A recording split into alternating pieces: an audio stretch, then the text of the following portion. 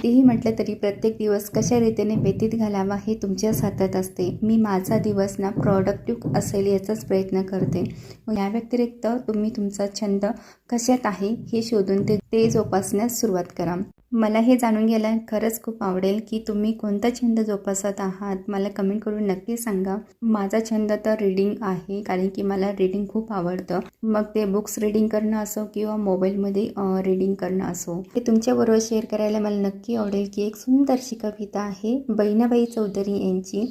अरे खोप्यामध्ये खोपा सुगरणीचा चांगला, देखा पिलासाठी तिने झोका झाडाले टांगला.